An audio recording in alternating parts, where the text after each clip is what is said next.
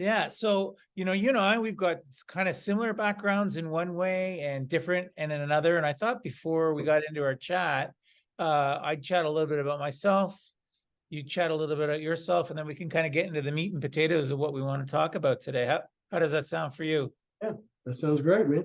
Great. So, we're both, I think we're about a year apart in terms of our age. So we've got the same, duration of professional experience. I started my career at advertising agencies and entrepreneurial marketing agencies in Toronto, up here in Canada. Did that for about 15 years.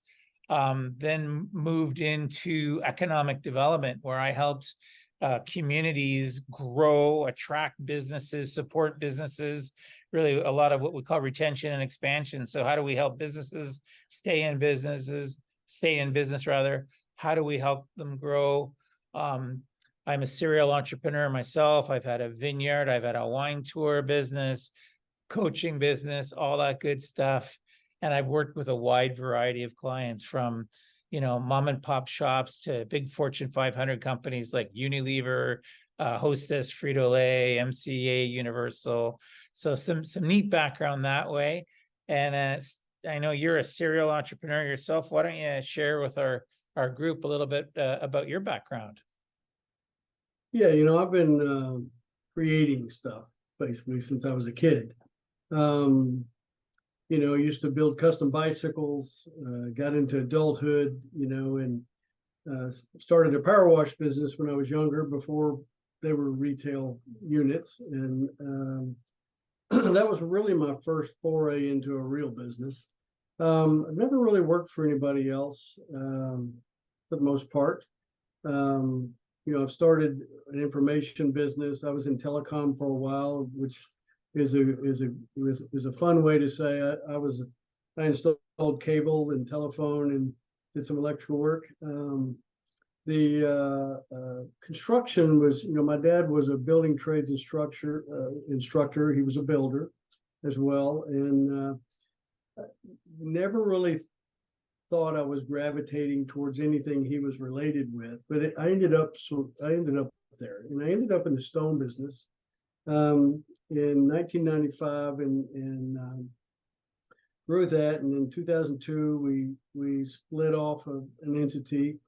And by 2008, we had 4 entities running. By 2012, we had 7 entities running underneath a parent company. And those were all very symbiotic in nature. They were all manufacturing of building products. We had a construction company, we had a masonry supply company, and there were some cabinets involved in there, and there were some other things. And also, as a part of that, because we needed, as manufacturers, we need real estate.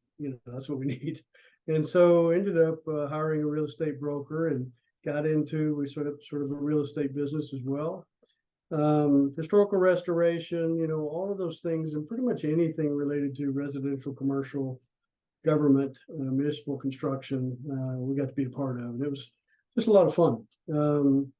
In 2012, these 7 companies needed a specific kind of help that I just couldn't hire. I just wasn't successful at. And so I went out and bought a company that specialized in marketing and software development. And we kind of, one of the guys that we hired was a bit of a mad scientist. He built robots and created the programs. And so I bought this company, gutted their product. It wasn't really successful.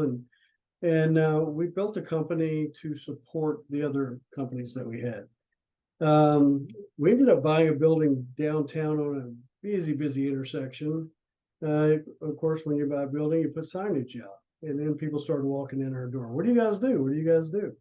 And so we really got into ideation, which is another fun way to say we worked with a lot of startups who had ideas and they didn't know what to do from there. And so a lot of fun from developing that idea to our tagline was your business or your idea developed and launched.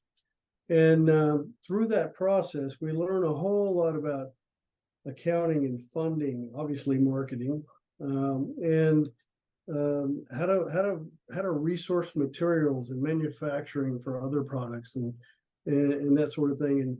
And it helps you to identify the owner, what they're thinking, what their skill sets are, and conversely identify their gaps, right?